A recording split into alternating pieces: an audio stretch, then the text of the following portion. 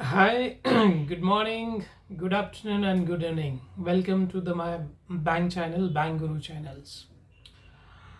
First of all मैं लोगों को कहना चाहता हूँ कि ये मेरा सेकंड वीडियो है और I am not a professional कि फोटोग्राफी कैसे करना है, वीडियो कैसे करना है, आई डोंट नो, बट ये थोड़ा सा मैं ट्राई कर रहा हूँ बिकॉज ऑफ मेरा जो नॉलेज है या जो भी मैंने मेरे बिजनेस में कुछ सीखा है, बैंकिंग में कुछ सीखा है, सो वो मैं प्रैक्टिकली जो लोगों को हेल्प हो जाएगा उसके हिसाब से मैं एक नॉर्मली एक प्रयास कर रहा हूँ कि लोगों को ये एक्सपीरियंस का, ये वीडियो का कुछ ना कुछ आगे जाके उसको उसका बेनिफिट मिल जाए।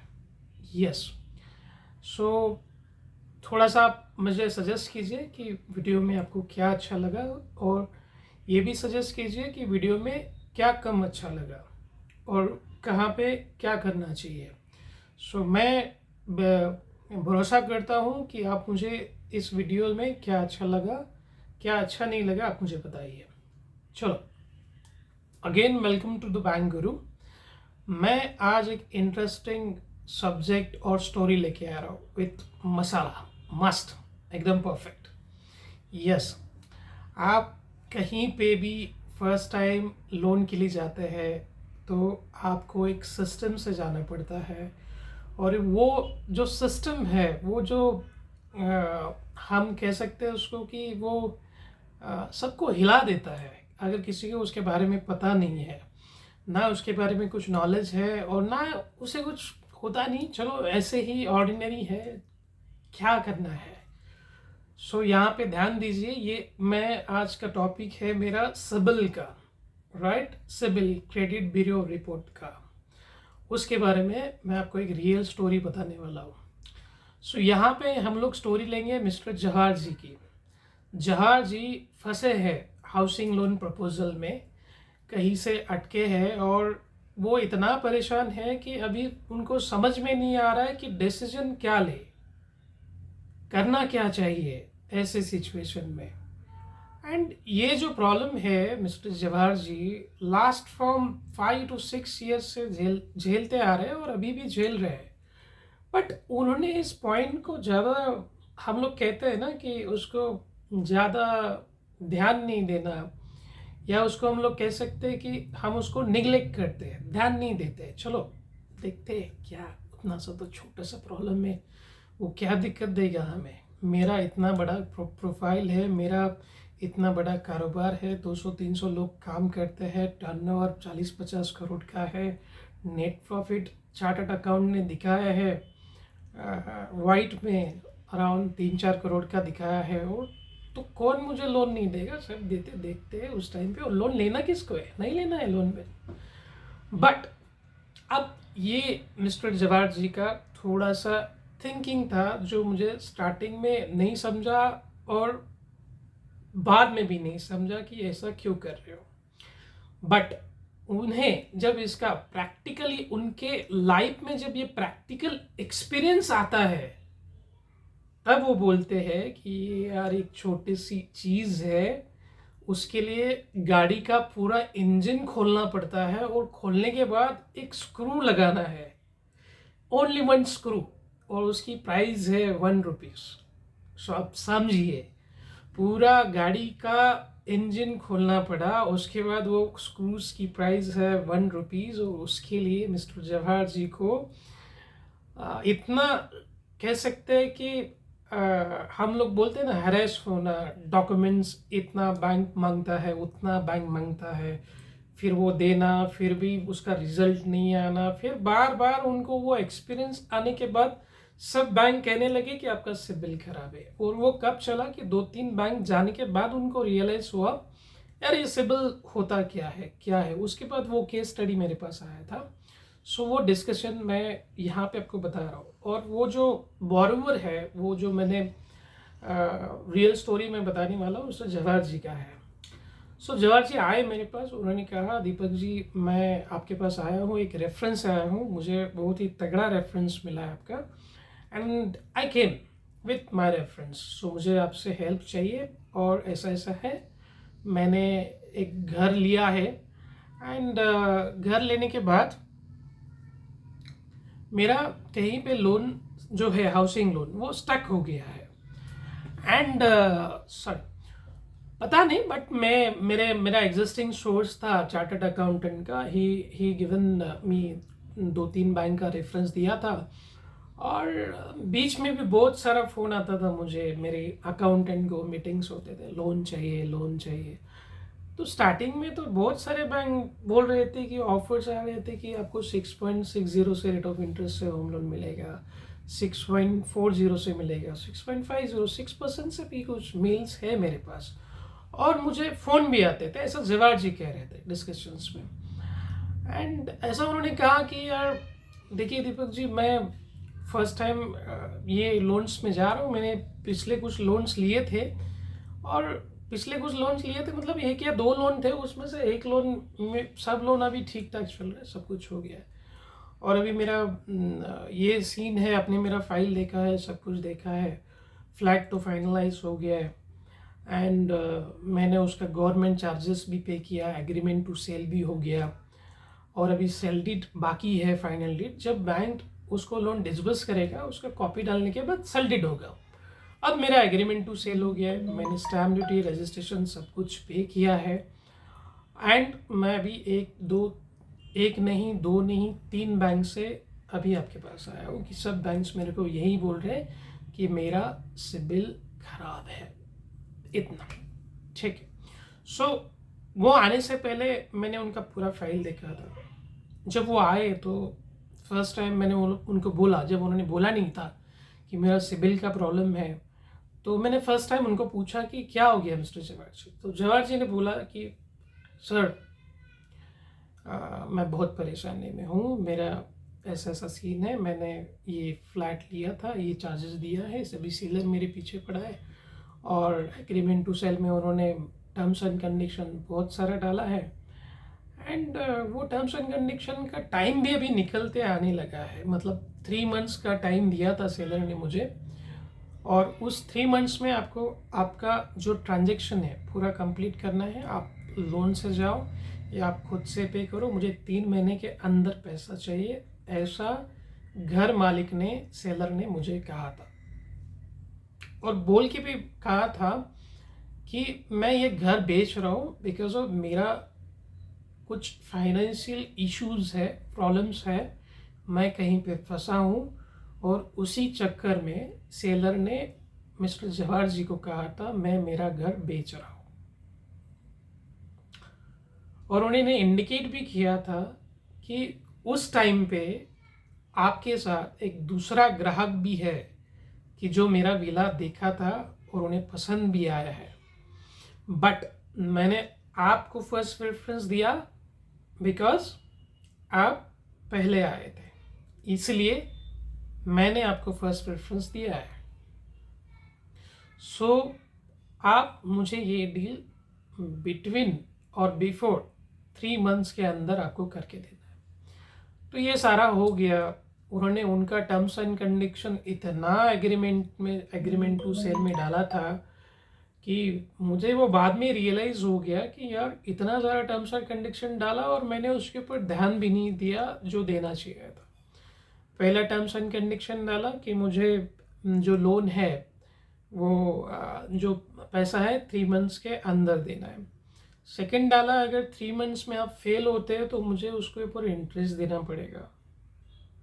थर्ड डाला है अगर आप किसी कारण से आपका ये डील कंप्लीट नहीं होता है, वटेवर जो मेरा हैरेसमेंट हो गया है, टाइम वेस्ट हो गया है, उसका भी वटेवर जो चार्जेस आपको देना पड़ेगा। तो ऐसे ऐसे भारी भारी पॉइंट वो सेलर ने डाले थे, और मैं वही समझा, मैंने पूछा जवाहर जी ये जो सेलर है आपका, उनका एज कितना था? ये सेड 64 एज, एंड बोला वो is a government officer, something central government में काम करते, this experience person. I said really he is very experience person, I am very glad कि एक्सपीरियंस पर्सन ही है, तभी तो इतना सारा टर्म्स एंड कंडीशन आपको लीगल वे में आपके ऊपर बोलते ना थोप दिया है वो। आपको अभी बाय हुक करना ही है, इसलिए तो आप मेरे पास आए और पूछ रहे कि बड़े परेशानी में हो। अब मुझे बोल रहे हो, तो मैंने पूछा कि परेशानी की वजह क्या है, तो बोलती ये सिबिल है, क्या है पता नहीं। हम तो ठहरे बिजनेसमैन, पुराने बिजनेसमैन हैं, व्यापारी है, बिजनेस करते हैं, पैसा कमाते हैं, ये लोन बिन में ज़्यादा नहीं पड़ते हैं। बट अभी क्या है, सिचुएशन वैसा नहीं है, कोरोना है, ये है वो है, तो ऐसा लगता है कि पूरा पैसा अगर डाल दिया, और विला का प्राइस कम भी तो नहीं है ना दीपक जी, 4-4.5 करोड़ का तो कॉस्टिंग है, 5 करोड़ का सब मिला के। और ऑलरेडी उसमें से 60 लाख रुपए दिया है, उसमें से 20 लाख रुपए गवर्नमेंट का चार्जेस पे किया है। अब बताइए मैं कैसे वापस भी आ सकता हूँ। वो घर मालिक मेरे को बोल रहा है कि एक तो आप डील कैंसिल करो या मेरा पैसा वापस दो। मैं ऑलरेडी, मेरा इंटेंशन क्लियर था, मैं ये विला नहीं बेचना चाहता, बट आपको पता है मैं घर क्यों बेच रहा हूँ। अब जहार जी मेरे से बोल रहे हैं कि मैं सभी जगह से पैक हूँ, अब मेरे को नहीं समझ में आ रहा। सो ऐसे ठीक है जहार जी, चलो।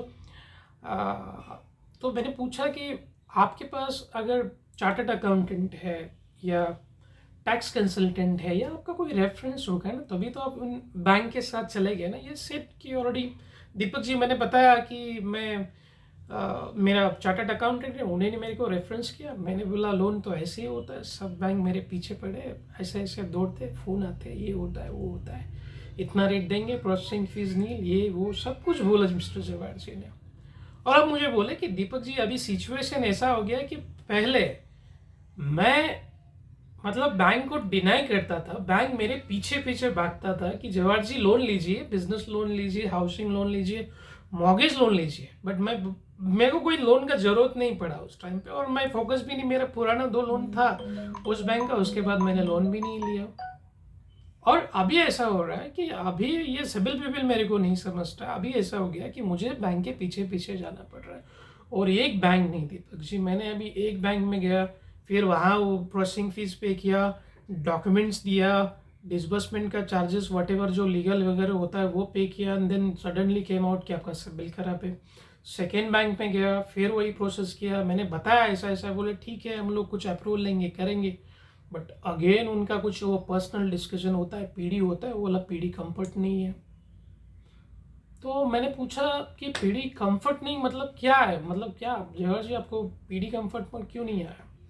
सो उन्होंने कहा कि देखो मैंने जब भी अप्लाई किया तो एक बैंक का मैनेजर मेरे घर आता था और वो एक पर्सनल डिस्कशन करता था, कि वो कुछ क्वेश्चन करता था, मैं आंसर देता था कैजुअली, जो है जो सत्य है वही मैं बोलता था। सो मैंने बोला तो मिस्टर जवाहर जी फर्स्ट टाइम आपने हाउसिंग लोन के लिए अप्लाई किया, तब क्या आपने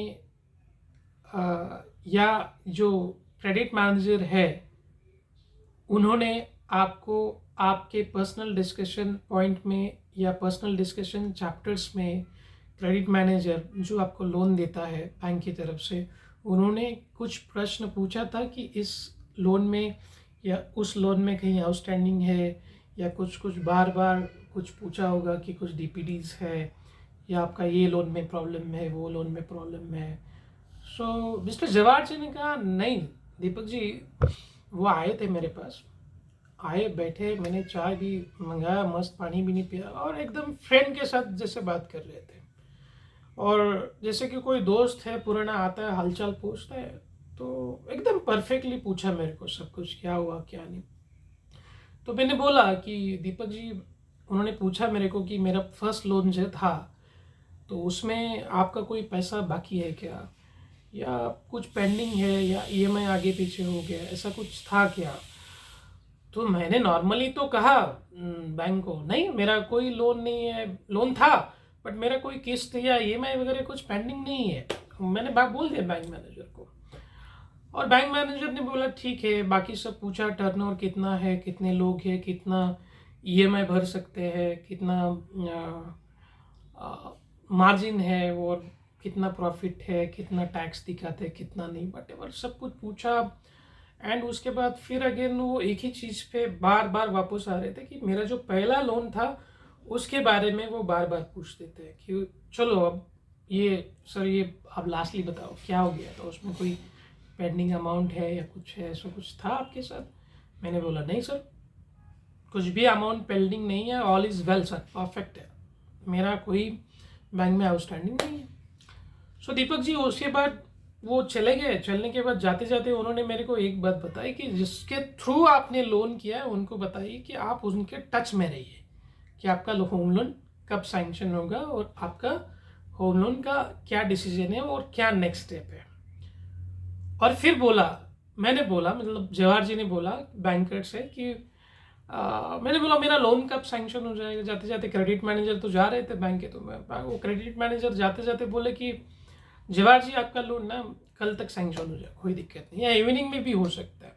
वो चले गए, मैं हैप्पी था, सब कुछ था, खुश था, चलो लोन मिल गया। अब बड़ा टेंशन खाली हो गया। वो ओनर को पैसे की ज़रूरत है, फ्लैट ओनर को, जो मतलब विला ओनर जो प्रॉपर्टी बेच रहा है, अब ये ख़त्म हो जाएगा। घर वालों को भी प्रॉपर्टी अच्छा लगा था, 6 महीने के बाद मुझे प्रॉपर्टी अच्छा लगा था, और मुझे नहीं, मेरे परिवार को भी प्रॉपर्टी अच्छा लगा था। आप बताइए, वो घर तो नहीं छोड़ना था, और ये सिचुएशन में ऐसा हो गया। बैंक मैनेजर ने बोला हो जाएगा, हम हैप्पी। और जो कंसल्टेंट है, चार्टर्ड अकाउंटेंट भी बोले हाँ हाँ आप देख लीजिए, मैनेजर ने बोला हो जाएगा। और उनके थ्रू एक पर्सन थे जो बैंक के सेल्स डिपार्टमेंट से, ऐसा कुछ उन्होंने कहा कि हाँ वो भी है। सोहनी भी कहा सर इतना बड़ा प्रोफाइल है तो कुछ नहीं होगा, क्या दिक्कत है। उसके बाद चले गए, और सेकेंड डे मेरे पास अपडेट आ गया, मेल आ गई कि आपका लोन नहीं हो सकता है, वी आर सॉरी टू से, हम आपको लोन नहीं दे सकते। सो मैं थोड़ा सा नहीं, बहुत शॉक हो गया कि यार इतना बड़ा टर्नओवर है मेरा, 40-50 करोड़ का टर्नओवर, 2 करोड़ का नेट प्रॉफिट है, 200-300 लोग काम करते हैं, और बैंक मुझे लोन नहीं दे रहा है। तब मैंने फ़ोन किया वो बैंकर को और पूछा क्यों लोन नहीं दिया, तो उन्होंने बोला आपका सिबिल खराब है। मैंने क्या सिबिल खराब है? उन्होंने बोला ऐसा ऐसा आपका एक लोन अमाउंट पेंडिंग दिख रहा है 10,000 रुपये का। नहीं मेरा कुछ लोन नहीं। और उन्होंने एक बैंक का नाम भी बताया, मैंने बोला वो नहीं, वो बैंक मेरा नहीं है। तो मैंने जो था बोल दिया, ठीक है। सो यहाँ तक मैंने जवाहर जी का स्टोरी समझा, और जवाहर जी को मैंने वापस बोला, जवाहर जी सच में बताइए, देखो आप मेरे पास आए हैं, और जब तक आपका तकलीफ क्या है, दिक्कत क्या है, प्रॉब्लम क्या है, वो आप मुझे बताएंगे नहीं, तब तक मैं इलाज नहीं कर सकता, या मैं कुछ ऑप्शन आपको नहीं दे सकता। तब मैंने वापस मिस्टर जवाहर जी को वापस से पूछा कि बताइए जवाहर जी, मैं आगे नहीं क्वेश्चन करता हूँ आपसे, बिफोर वी प्रोसीड कि आगे कैसे चलना है, सच में बताइए कि कुछ लोन पेंडिंग है क्या आपका, ऐसे ही बताइए। उन्होंने बोला नहीं दीपक जी, मेरा कोई लोन पेंडिंग, और 10,000 20,000 तो नहीं है मेरा, 10,000 मैं क्यों रख सकता है, नहीं नहीं आज बिल्कुल भी नहीं। सो मैंने बोला ठीक है मिस्टर जवाहर जी, कोई दिक्कत नहीं है, चलो तो ऐसा करते हैं कि हम लोग आगे बढ़ते हैं। एंड फिर मैंने बोला कि जवाहर जी आपके पास पासपोर्ट है? उन्होंने बोला हाँ है, वैलिड है, मैं घूम के भी आया हूँ, 3-4 कंट्री अभी तक विजिट भी हुआ है, घूमने के लिए फैमिली के साथ गया था, सब कुछ गया था। अच्छा, सो मतलब घूमने के लिए आपको सिर्फ पासपोर्ट ही लगता है, वीज़ा भी लगता है? सो उन्होंने कहा नहीं, पासपोर्ट भी वीज़ा भी लगता है। अब ऐसा सोचिए कि जैसे आपके पास पासपोर्ट भी नहीं, वीज़ा भी नहीं, और आप कहते हैं कि मुझे अमेरिका जाना है, यूएस जाना है, क्या आप जा पाएंगे? तो उन्होंने थोड़ा सा शक की नज़र से मेरे को देखा और बोला हाँ नहीं जा सकते, मुझे पता है, आप ऐसा क्वेश्चन क्यों पूछ रहे हो, बट ऑब्वियस आपको बाहर जाना है, बाहर प्लेन जाना है, तो प्लेन सिस्टम में आपको पासपोर्ट इज़ कंपल्सरी, मैंडेटरी, ये सबको पता है।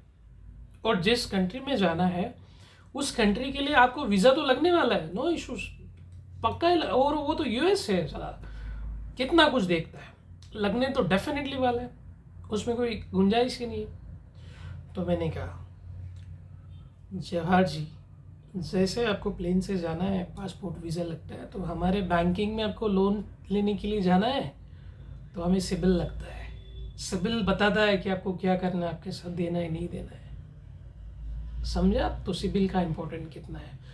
आप 3 महीने से 3 बैंक में जाके आए हो, अपना मनी टाइम पूरा वेस्ट किया है, और उसके बाद सिर्फ आपको ये रीज़न आ रहा है कि आपका सिविल खराब है, सिविल खराब है, सिविल खराब है, हम लोग लोन नहीं देंगे। और कुछ क्वेश्चंस बैंक मैनेजर ने, बैंकों ने आपको दिए थे, वो उसके आंसर्स कहीं ना कहीं मैच नहीं हुआ है जवाहर जी। मैं क्लियरली बोलता हूँ आपको, एक बात की सौ बात, मैच नहीं हो रहा है। बैंक लोन क्यों नहीं देगा? आपका इतना अच्छा प्रोफाइल है और आप बोलते हैं मेरा 10,000 रुपये पेंडिंग नहीं है, तो बैंक आपको बार बार क्यों पूछ रहा है कि वो 10,000 पेंडिंग है क्या, पेंडिंग है क्या, कुछ ये तो नहीं था या डिस्प्यूट तो नहीं था? और आपकी तरह से क्लियरली आंसर आ रहा है जवाहर जी, आप क्लियरली हमें बैंक को बता रहे हैं मेरा कुछ भी आउटस्टैंडिंग नहीं, मेरा सब लोन मैंने क्लीन किया है, कोई बाउंस नहीं, कुछ नहीं, कुछ भी नहीं।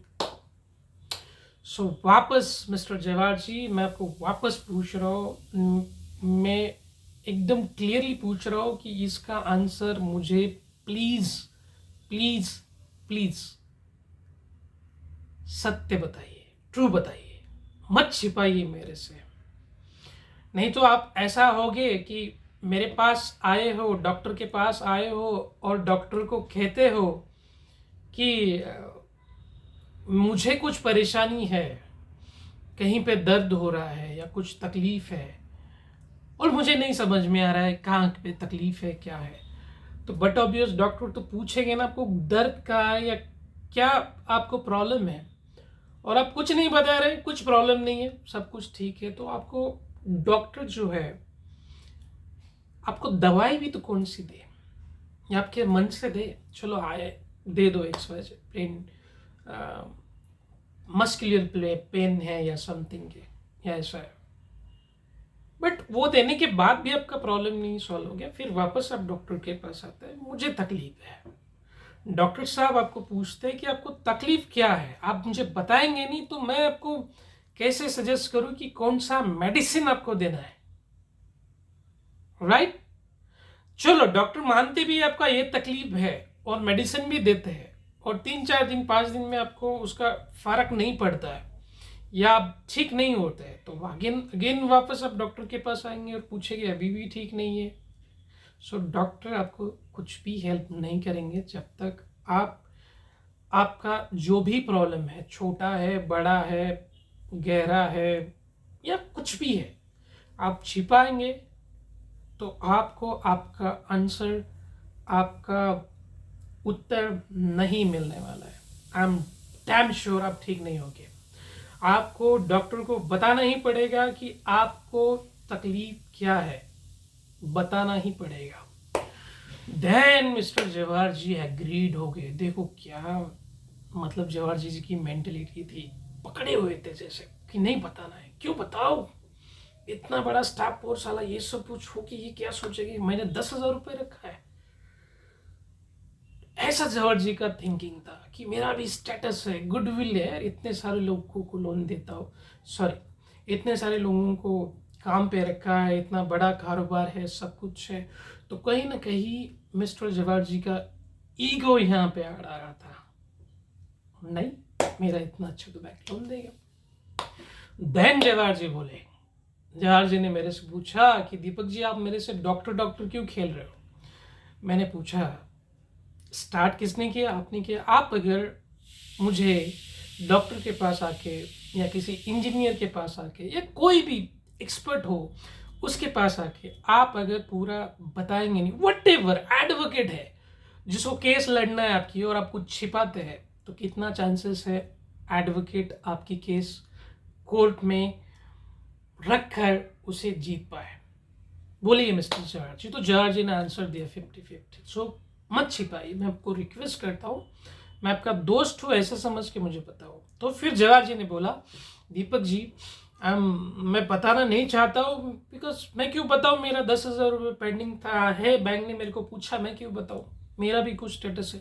उस टाइम पे लोन लिया था तब कुछ स्टेटस नहीं था, नया कारोबार था तब लिया था, मैनेजर ने सपोर्ट किया था और वो मैनेजर अभी है भी नहीं, उसका ट्रांसफ़र हुआ है कहीं पे, और ट्रांसफ़र होने के बाद अभी उसका कुछ कांटेक्ट भी नहीं, बट जाते जाते उन्होंने मेरे को बोला था कि दीपक भाई सॉरी जवाहर भाई आपको इतना इतना पैसा क्लियर करना, नहीं तो आपका अकाउंट NPA में जाना था। जवाहर जी को मतलब जवाहर जी ने बोला कि मुझे फ़ोन भी आए थे बहुत सारे बैंक से, बट मैंने डिनाई किया, आज भरूंगा कल भरूंगा, और मैंने सोचा साला उस टाइम पे इतना इंटरेस्ट दिया इस बैंक को, इंटरेस्ट पे इंटरेस्ट खाया है, और 10,000 लेके क्या करेगा मेरा। तो मैंने बोला रख, तो नहीं देने का है, रखा है इधर ही।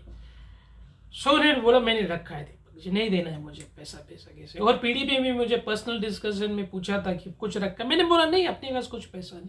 उन्होंने मेरे को कुछ वो आपका रिपोर्ट दिखाया, मैंने बोला मेरे को कुछ समझता नहीं, मेरे को धंधा करना आता है, बिजनेस करना आता है, मेरा 12th स्टैंडर्ड पास आउट है, पुराना हूँ, बट अभी मेरे पास 200-300 लोग काम करते हैं, बड़ा हूँ, तो मेरा भी कुछ स्टेटस है दीपक जी, मैं क्यों बताऊँ ये सब कुछ ऐसा सब। मैंने पूछा जवाहर जी यही तो आपका प्रॉब्लम है, यहीं पे आप अटके हैं, आप ही प्रॉब्लम का प्रश्न है, आप ही प्रॉब्लम का उत्तर है। जब तक आप आपको ठीक नहीं करेंगे तब तक आपको बैंक लोन नहीं देगा और मैं भी लोन नहीं दूंगा। तो बताइए ऐसा क्यों किया। फिर जवाहर जी ने बोला मुझे कि दीपक जी वही सीन है, मैंने वही किया, ऐसा लगता था मुझे उन्होंने इंटरेस्ट ज़्यादा लिया है, मुझे फ़ोन भी आया, तब मैंने सोचा चलो यार जाने दो, क्यों 10,000 वेस्ट करने का। आप बताइए आप होते तो क्या करते। मैंने बोला जवाहर जी देखिए अभी भी आप मान नहीं रहे कि ये वट एवर जो अमाउंट है, अगर मैं कहता हूँ मैं आपको लोन देता हूँ और उसको पे करना पड़ेगा, आप पे करेंगे। और उन्होंने स्ट्रिक्टली कहा नहीं बिल्कुल नहीं, मैंने पे करूँगा, उसको क्यों पे करना है, नहीं पे, हाँ छोटा अमाउंट नहीं पे करना है। मैं ईगो पे अड़ा हूँ। तो मैंने वहाँ पे ऑब्जर्व किया कि यार ये मिस्टर जवाहर जी चाहते क्या है, करना क्या है। प्रश्न भी उनके पास है, उत्तर भी उनके पास है, सब कुछ उन्हीं के पास है, उन्हें ही करना है। तब भी वो अपने को मतलब उनका इंटेंशन ठीक नहीं है, उनका इंटेंशन क्लियरली कैजुअल है, नहीं देना है। तब ये सब देख के, उनका इंटेंशन देख के मैंने फिर वापस सोचा, थोड़ा सा रुका और फिर जवाहर जी को बोला कि जवाहर जी मैं आपको एक प्रश्न पूछता हूँ। मिस्टर जवाहर जी ने बोला एक क्या 2 प्रश्न पूछो, 3 पूछो, आंसर देंगे आपको, कोई दिक्कत नहीं है मुझे। मैंने पूछा जवाहर जी ऐसा कुछ समय के लिए आप सोचिए कि आप एक बैच का बिजनेस कर रहे हो, जैसे आप बिजनेस कर रहे हो एग्जिस्टिंग, आपका मैन्युफैक्चरिंग में है, वैसे ऐसा सोचो कि आपने कुछ बैच का बिजनेस स्टार्ट किया, या समझो आप बैंक डाला है आपने, कुछ आपका खुद का बैंक है या कोऑपरेटिव बैंक है, वट एवर है, और ऐसा बिजनेस है तो कुछ लोगों को अपने अपने फर्म से, अपनी कंपनी से या अपने बैंक से लोन दिया है। कुछ लोग ही क्यों, आपके 3 फ्रेंड्स लेते हैं, ओके। लेट्स एग्जाम्पल कि आपने तीनों फ्रेंड्स को ऐसा समझो कि 1 साल के लिए 10-10 लाख रुपए दे दिया, राइट। मिस्टर जवाहर जी ने बोला ठीक है चलो समझते हैं, दे दिया, मैंने दे दिया है, मेरे पास पैसा पड़ा है, पैसे की कोई टेंशन नहीं है अपने पास, दे दिया। आपके पास भी आया हूँ, वो थोड़ा लॉकडाउन है इसकी वजह, नहीं तो मैं बैंक को खड़ा भी नहीं करूँगा, चलो लेट्स सी, पैसा बहुत है अपने पास। ये जवाहर जी का आंसर आया। देन मैंने जवाहर जी को अगेन पूछा लेट्स सी, चलो 10-10 लाख रुपए दिए। अब ये तीनों लोग नहीं है आपके समझो कि खास फ्रेंड है, आपने स्टार्ट उन्हीं से किया। अब तीनों फ्रेंड 10-10 लाख रुपए लेने के बाद 3 महीने के बाद, 4 महीने के बाद आपको ऐसा पता चलता है कि वो तीनों फ्रेंड्स में एक फ्रेंड आपका जो EMI है महीने का वो देरी से दे रहा है।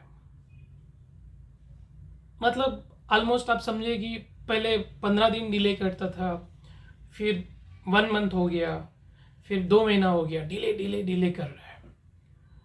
और बाकी के जो 2 फ्रेंड हैं अजय एंड विजय, वो एकदम भर रहे।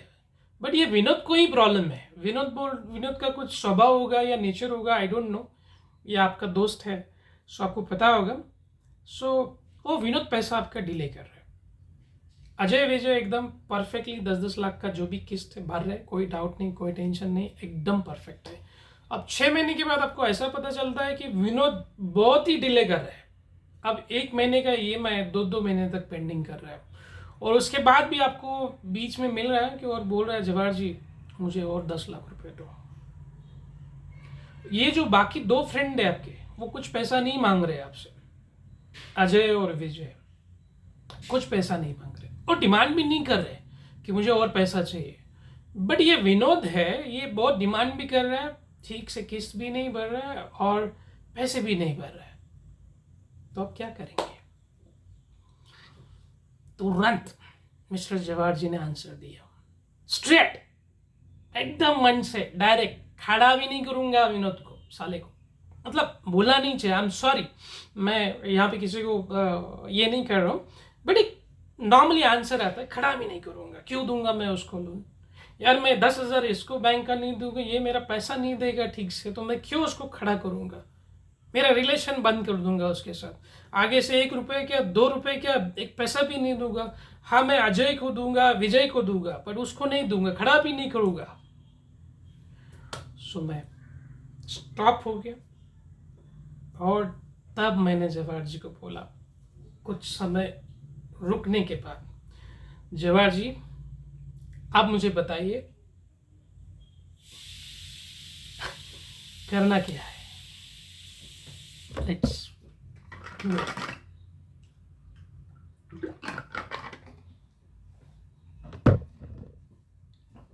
तो जवाहर जी थोड़ा सा शॉक हो गए।